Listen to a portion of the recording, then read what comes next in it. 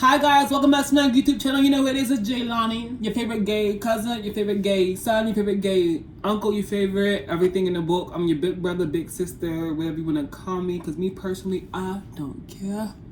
Because it is what it is, and it's going to be what it is, and what it is going to be. So now, hi guys, so today's YouTube video is actually going to be a little bit different away from, it was going to be away from the DL series, but I think I should just keep it going up until like I'm done with it. So this week's gonna be another scene of DL stories, because why not? You know what I mean? This DL story was when I was messing with a married man. He was a married man. He was married. Okay, he had family. He actually told me that he had a son and daughter around my age and a little bit older than me. So I was like, oh, no, let's get into the story. Okay, so this story takes place a couple years ago, about like, I'm 24 now, so maybe like 22, 21. I was like 22, 21 years old. I'm like fresh into my young 20s. I'm like fresh into this, like, I'm gonna be out here. Now, sit down, we're not doing this, okay? Yes. So, I was working at the Cheesecake Factory. If you know what that is, you should, like, we live in America, we should all know what the Cheesecake Factory is. So I was working at the Cheesecake Factory, right? And I was a hostess. So this was when I was wearing my hair long. You know, I was just being real feminine, being real gay, being real in my feminine bag, in my feminine energy. I felt like I just had to embrace that part of me, because like I was told to repress it my whole life. So I feel like when you tell someone to like repress something the whole life, it just gets backed up.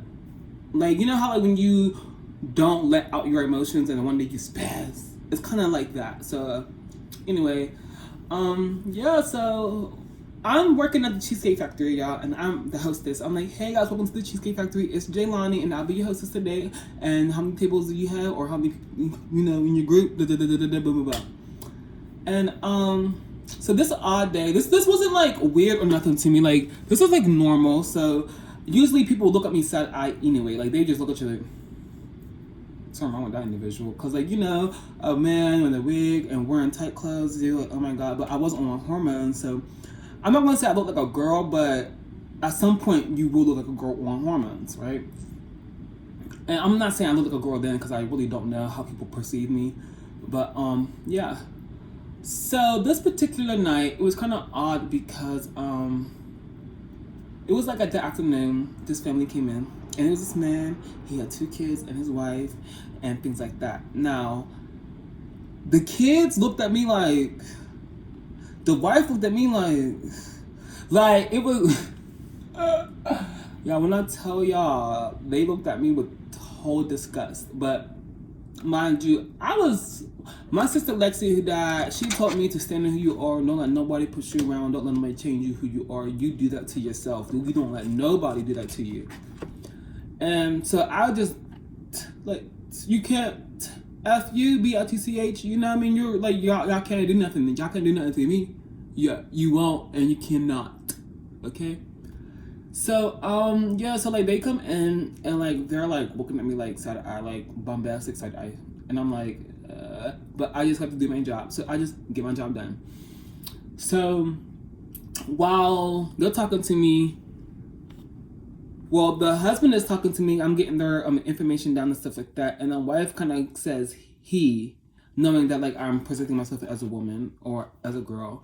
And the dude kind of corrects her, and he calls me she, which we love him for that. We love him for disrespecting whatever I was trying to present myself as. I do believe that you should just respect people's boundaries or what they want to be called, because, you know, I teeter-totter on this. So it's like, I feel like it's perception. If you see a man, you're gonna call him a man. If you see a girl, you're gonna call me a girl. So it's kind of like kind of thing. So his wife said he said she, and that made me bubble and said like, oh, like, I kind of like lit up, because it's like at the time I was perceiving as a girl. I was like dressing like a girl and stuff like that. So when he said that to me, I was like, oh, that makes me so happy. Like, thank you. Like, because in that time, it's just like validating. I didn't really think too much into it. I just thought he was being a kind man. And I love him for that. Like, thank you for being a kind man to me, sir. I don't remember his name, his face, nothing. I just know the situation at hand.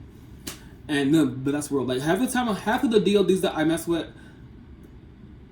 I couldn't tell you their name even if I wanted to. I promise you. Like there's only one person. There's only one person that I loved down because he was just a fine man, and he sent me a picture of some money. Like he was not playing. It's like, no. Okay, so boom. So so basically that's just the introduction to. I think this is that dude. Okay. Now let's say a couple months go by. I'm looking to just make extra money. I wanted to make extra money. Someone hits me up and they're like, "Hey, I've seen you before. Can I chill with you? Can I talk to you?" I'm like, yeah. Like, I'm not scared. Like, yeah, you can definitely. Because if anything happened to me, I got this person to tell that person to tell that person to tell. My mom got my location. That's. I've always feel like if you're gonna do something that's kind of risky, you should definitely share your location to people just so they know that you're safe. Like. That's real, because anything can happen to you. You never know what can happen to you. So always share your location if you're making a risky move in your life.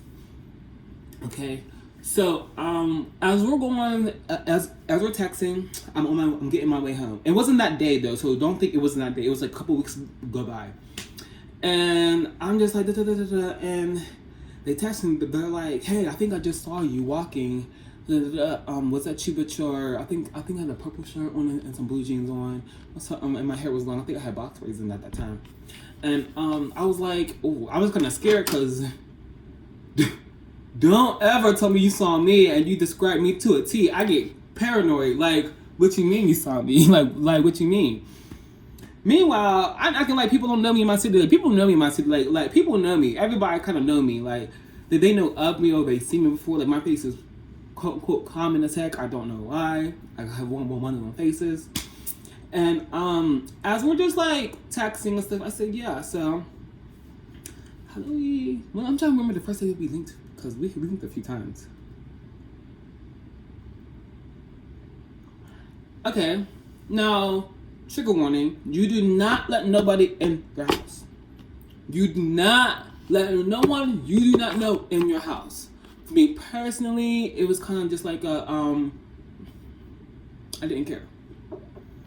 I was young in my 20s. My self-worth, self-care, self-love was out the window. It was so far gone. It was down the street under a rock somewhere. Like, I couldn't tell you how I couldn't tell you if I could. Kiki Palmer said, I couldn't tell you even if I wanted to. It was one of those things for myself. And that's where. So, the guy actually pulls up, in front of my house, and he has a nice car. Oh, it was a nice, sexy car. I was like, what? Like, it was probably like early morning, like probably like 5 o'clock in the morning. Because, he didn't want to be seen. He said that he knew some people around my house, but he just wanted to see me really bad. Like, he just wanted to spend time with me. And I was like, you got the funds? You got the funds? He said, yeah, I got the funds. I said, all right, we definitely chill. So he would call me in the morning whenever I would have to get dressed and get up, just get myself together so we can hang out. And it was crazy because it was kind of like when he came in the house, I'm not the one to find these men attractive. Like, a lot of dudes were not attractive to me. Like, they weren't. They were just like some dudes who was cute, they kind of like let themselves go a little bit. They're not really worried about their physical, nothing like that. But if you were in the industry where I was in, you're basically a therapist. You're literally basically a therapist who needs to help these people or make them feel some kind of way, make them feel good about themselves. And it was just like an interesting thing going on. So he came in the house and we were talking about a whole bunch of stuff. Oh, my foot. I was about to get a cramp. And he's telling me how, he running down. He was like, look, I would like to talk to you more often and get to know you, but you cannot be calling me around this time. You can't text me around this time. I do have a wife and I do have kids and I am the sole provider. So whenever I hit you, that's when you can only answer the phone. Most of these DL dudes, they like, if they're like, if they're a proper DL dude, which like, I know that's like not what I'm trying to say, but if they're a proper DL dude, they will give you a time frame where you can or cannot text. they will tell you if they can or cannot communicate with you. They will tell you stuff like that prior. Now, I mean, I feel like communication is key, so he was really good with communication. Mind you, this me and him never linked up after like the 4th time, because and yeah, so it was kind of like how do you sorry, interesting, because we got to know each other, so we talked, we hung out, it was just like conversation at first, and he wanted me to like get kind of physical with him in a way, like not like crazy, but he wanted me to like he's wanting to hold me and touch me and feel my skin, and kind of weird. To me, it was kind of weird because it gave fetish kink kind of feeling, because at the time I was trans. And he just wanted to, like, that's all he really wanted, some physical touch, some physical, like he wanted to feel like the king, you know? So you kind of shook their ego when you're doing this kind of field for these people. And, yeah, so, like, I'm gonna name him Jimmy Neutron number 2. Jimmy Neutron number 2. Jimmy 2 is his name. So Jimmy 2 would come over low-key, like, kind of often. But whenever he came over, he would definitely have the money. He would have the funds. And that's all I needed, was the money and the funds. That's all I needed. He would bring small stuff like this and that third. One time he told me, like, he didn't want to, like, come in my house because he knew, like, people around, but I don't know why, but he just could not see me. Like, he had to see me that night. Like, he said, what did he say? He said, I have to see you. I have to see you tonight. He's like, I have to see you tonight. Like, I need you, Lonnie. And I was like, okay. Like, I was like, okay. And I think that's why I stopped talking to him again, because he started fiending for me. Like, I don't like that. Like, it creeps me out when you fiend for me. Like, you have a wife and you have kids and you're fiending for me. Like, I don't know how to explain it, y'all. He would just fiend for me. And I was like, it would make me feel weird. Like, it would. So, like, the second time we hung out, it did get kind of more intense. But I had my money, so I really didn't give 2 F's, okay? I promise you. Mind you, my grandma's going to see this. Grandma, I'm sorry. I'm so sorry. But that's my life. It's not yours, okay? Let's continue.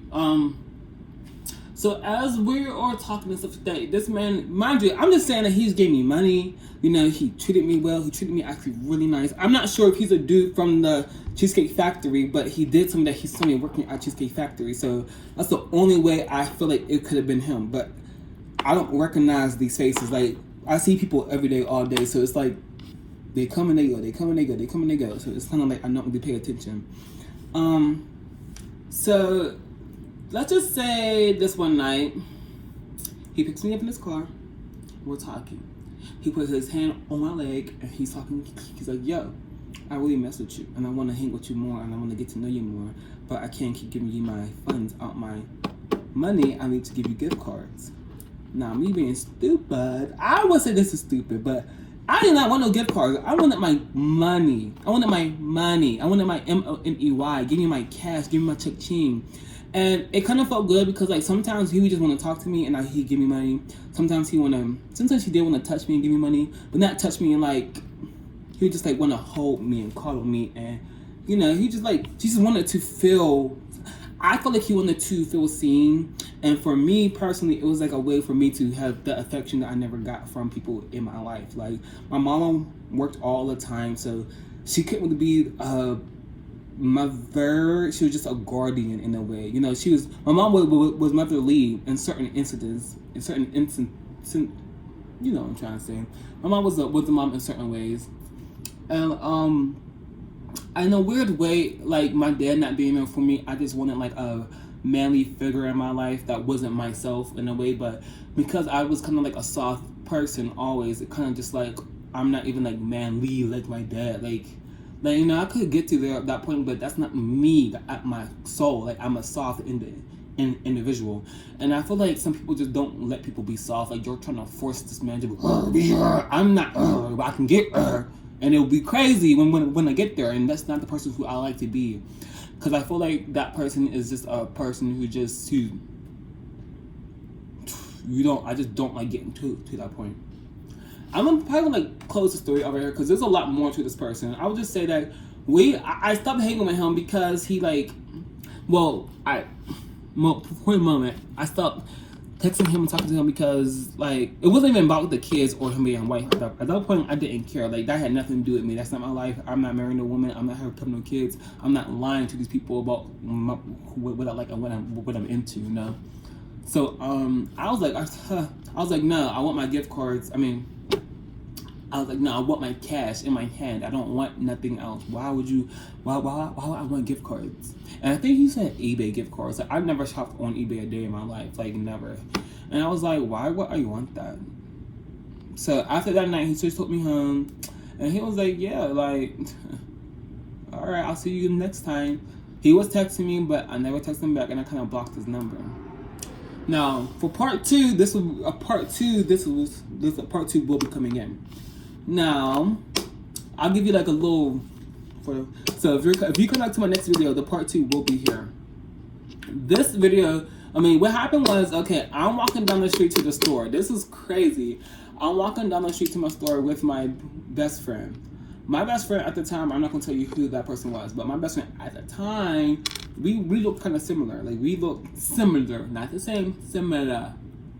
And so I don't know how he texted my best friend, but he texted my best friend like, yo, I seen you walking with your pretty self. I ain't seen you in a long time. Where you been at? So my best friend was like, my best friend was like, I never talked to this dude a day in my life. And I was like, show me who it is. And it's the dude who I've been linking with prior. Mind you, me and him hasn't talked since the eBay situation. So it was kind of like, why is he texting you? And then my best friend was like, maybe he thinks maybe he knows that I'm with you, so he's texting me. And I was like, and then the dude texted back like, I just saw you walking down the street. So I was like, oh, it's definitely that dude. It's definitely that dude. And he was like, you look so fine. Seen you in a long time. Shorty, where you been at? Anyway, I'm gonna stop the story right here. But this is like when I met Jimmy Neutron 2. Jimmy 2 was a cool dude. Like, I fuck with you, Jimmy 2. If you ever see this video, I fuck with you. You're a cool dude. You should live in your truth. But you're too old, so I guess you won't ever do that. So, hey, you did what you did. We had a fun time. Y'all, oof. The next story is just crazy. Like, it's just crazy. It's just crazy. But I'll see you guys in the next video, which will probably be dropping tomorrow night, because I'm dropping this tonight because I have to keep my consistency going on with you guys. So, story time on how I met my married man. He was a married man. The last dude wasn't married. He was just a dude who actually, I thought he was gay. Like, when I saw him, I was like, you're not gay? Like, you got that person, you got the nose ring. You're not gay? He got the 22. I said, oh. And that's why I started messing with the old dude. He had a gun. I don't like guns. My sister died because she got shot on her 18th birthday because of a gun. And guns, I'm scared. Like, I'm too scared of a gun. Like, I am. Like, you can take someone's life with a gun. Like, I guess I was into that stuff back then, like I was, but I don't know. That just never sat right with me. Like, I still don't like guns. Like, I still don't. But I love you guys. Lani out. This is